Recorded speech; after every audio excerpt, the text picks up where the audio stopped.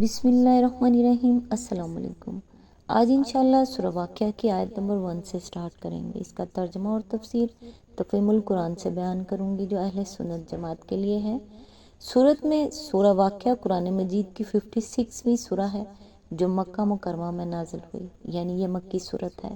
یہ سورہ مجموعی طور پر 96 آیات پر مشتمل ہے۔ اس سورہ کا مرکزی موضوع قیامت کا دن، انسانوں کی آخرت میں تقسیم اور جنت و دوزخ کی حقیقت ہے۔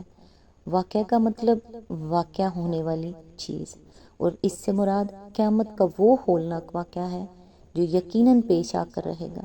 سورہ کے آغاز میں اللہ تعالیٰ قیامت کی ہولناکیوں کا نقشہ کھینچتے ہیں اور انسانوں کو 3 گروہوں میں تقسیم کیا گیا ہے۔ نمبر 1 السابقون، یعنی سبقت لے جانے والے، ایمان اور نیکیوں میں سب سے آگے۔ نمبر 2 اصحاب الیمین، یعنی دائیں ہاتھ والے نیک لوگ جن کا انجام جنت ہے۔ نمبر 3 المشامہ، یعنی بائیں ہاتھ والے لوگ، یعنی وہ لوگ جنہیں قیامت کے دن ان کا نامہ اعمال بائیں ہاتھ میں دیا جائے گا، جو برے اعمال والے ہیں اور جہنم میں جائیں گے۔ یہ صورت ہمیں یہ سبق دیتی ہے کہ دنیا کی دولت، عزت اور فخر سب فانی ہیں۔ اصل دولت اللہ کی اطاعت اور نیک اعمال ہیں جو انسان کو قیامت کے دن بچا سکیں گے۔ رسول اللہ صلی اللہ علیہ وآلہ وسلم نے اس سورت کی فضیلت میں فرمایا کہ جو شخص سورہ الواقعہ کو ہر رات تلاوت کرے اسے کبھی فاقہ اور محتاجی کا سامنا نہیں ہوگا۔ سورہ واقعہ صرف قیامت کا منظرنامہ نہیں سناتی بلکہ دل کو جھنجھوڑتی ہے اور انسان کو اس کی حقیقت یاد دلاتی ہے۔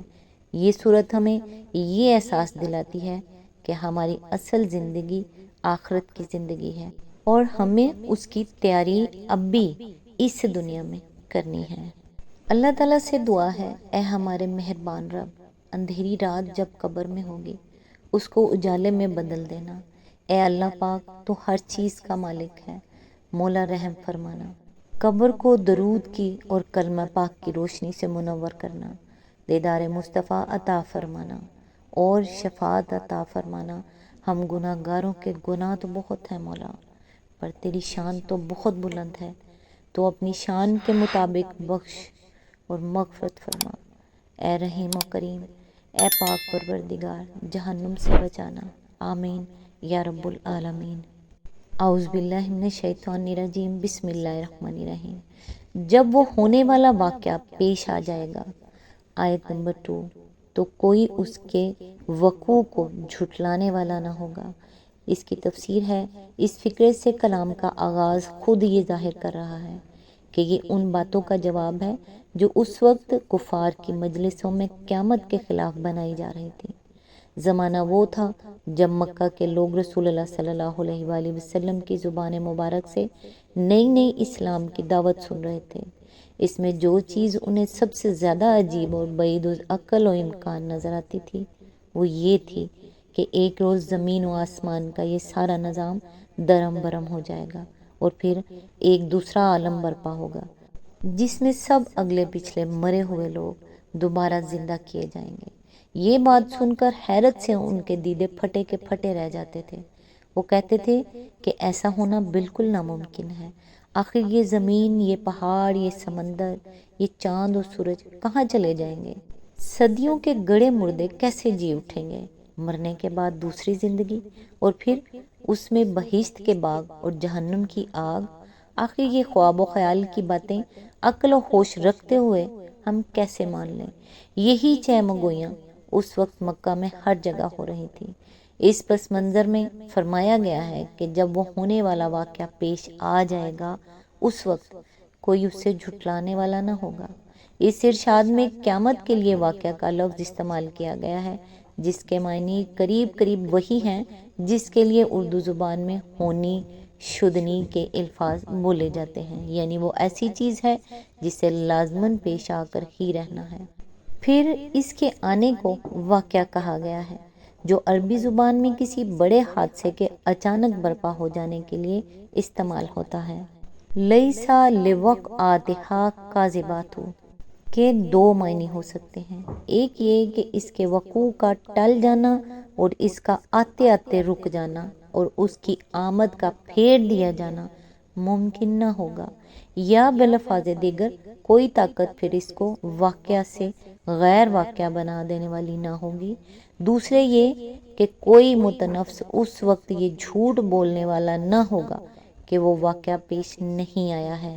سوری، میں بتانا بھول گئی کہ یہ سورت پارہ نمبر 27 میں ہے۔ آیت نمبر 3، وہ طے و بالا کر دینے والی آفت ہوگی۔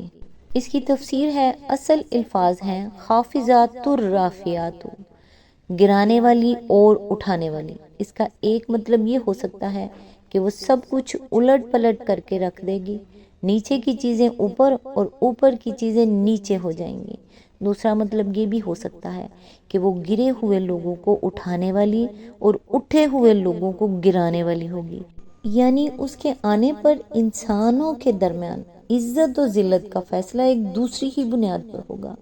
جو دنیا میں عزت والے بنے پھرتے تھے وہ ذلیل ہو جائیں گے، اور جو ذلیل سمجھے جاتے تھے وہ عزت پائیں گے۔ آیت نمبر 4، زمین اس وقت یکبارگی ہلا ڈالی جائے گی۔ اس کی تفسیر ہے، یعنی وہ کوئی مقامی زلزلہ نہ ہوگا جو کسی محدود علاقے میں آئے، بلکہ پوری کی پوری زمین بیک وقت ہلا مری جائے گی۔ اس کو یک لخت ایک زبردست جھٹکا لگے گا جس سے وہ لرز کر رہ جائے گی۔ آیت نمبر 5، اور پہاڑ اس طرح ریزہ ریزہ کر دیے جائیں گے۔ آیت نمبر 6، کہ پرگندہ غبار بن کر رہ جائیں گے۔ آیت نمبر 7، تم لوگ اس وقت 3 گروہوں میں تقسیم ہو جاؤ گے۔ اس کی تفسیر ہے، خطاب اگرچہ بظاہر ان لوگوں سے ہے جنہیں یہ کلام سنایا جا رہا تھا، یا جو اب اسے سن رہے ہیں، لیکن دراصل پوری نوع انسانی اس کی مخاطب ہے۔ تمام انسان جو اول روز آفرینش سے قیامت تک پیدا ہوئے ہیں، وہ سب آخرکار 3 گروہوں میں تقسیم ہو جائیں گے۔ آیت نمبر 8، دائیں بازو والے سو دائیں بازو والوں کی خوش نصیبی کا کیا کہنا۔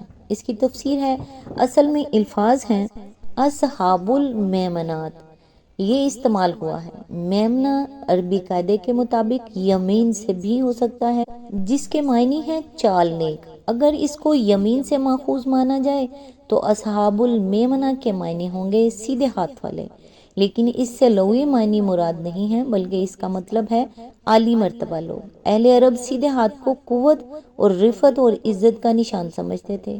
جس کا احترام مقصود ہوتا تھا اسے مجلس میں سیدھے ہاتھ پر بٹھاتے تھے۔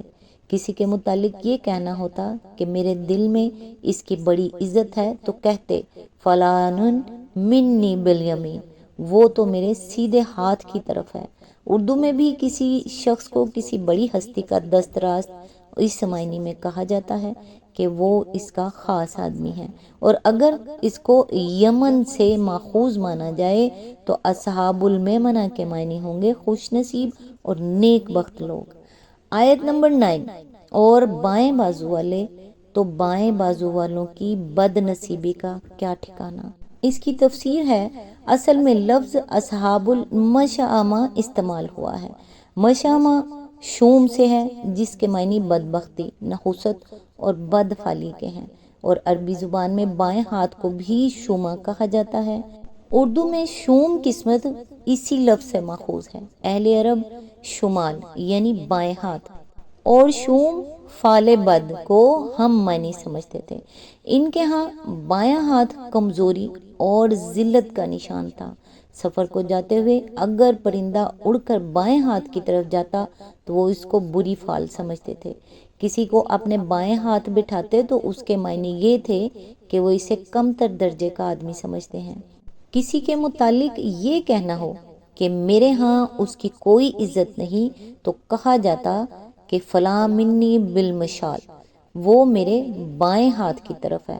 اردو میں بھی کسی کام کو بہت ہلکا اور آسان قرار دینا ہو تو کہا جاتا ہے یہ میرے بائیں ہاتھ کا کھیل ہے۔ پس اصحاب المشیمہ سے مراد ہیں بدبخت لوگ، یا وہ لوگ جو اللہ تعالیٰ کے ہاں ذلت سے دوچار ہوں گے اور دربار الہی میں بائیں طرف کھڑے کیے جائیں گے۔ آیت نمبر 10، اور آگے والے تو پھر آگے والے ہی ہیں۔ اس کی تفسیر ہے سابقین یعنی آگے والوں، سے مراد وہ لوگ ہیں جو نیکی اور حق پرستی میں سب پر سبقت لے گئے ہوں، بھلائی کے ہر کام میں سب سے آگے ہوں، خدا اور رسول کی پکار پر سب سے پہلے لبیک کہنے والے ہوں۔ جہاد کا معاملہ ہو یا انفاق فی سبیل اللہ کا، یا خدمت خلق کا، یا دعوت خیر اور تبلیغ حق کا، غرض دنیا میں بھلائی پھیلانے اور برائی مٹانے کے لیے اظہار و قربانی اور محنت و جانفشانی کا جو موقع بھی پیش آئے، اس میں وہی آگے بڑھ کر کام کرنے والے ہوں۔ اس بنا پر آخرت میں بھی سب سے آگے وہی رکھے جائیں گے۔ گویا وہاں اللہ تعالیٰ کے دربار کا نقشہ یہ ہوگا کہ دائیں بازو میں صالحین، بائیں بازو میں فاسقین، اور سب سے آگے بارگاہ خداوندی کے قریب سابقین۔ حدیث میں حضرت عائشہ کی روایت کہ رسول اللہ صلی اللہ علیہ وآلہ وسلم نے لوگوں سے پوچھا، جانتے ہو قیامت کے روز کون لوگ سب سے پہلے پہنچ کر اللہ کے سائے میں جگہ پائیں گے؟ لوگوں نے عرض کیا، اللہ اور اللہ کا رسول ہی زیادہ جانتا ہے۔ فرمایا، وہ جن کا حال یہ تھا کہ جب ان کے آگے حق پیش کیا گیا انہوں نے قبول کر لیا، جب ان سے حق مانگا گیا انہوں نے ادا کر دیا، اور دوسروں کے معاملے میں ان کا فیصلہ وہی کچھ تھا جو خود اپنی ذات کے معاملے میں تھا۔ مسند احمد۔ آج تک کے لیے بس اتنا ہی، نیکسٹ انشاءاللہ آیت نمبر 11 سے سٹارٹ کریں گے۔ تب تک کے لیے دعاؤں میں یاد رکھیے گا۔ اللہ حافظ۔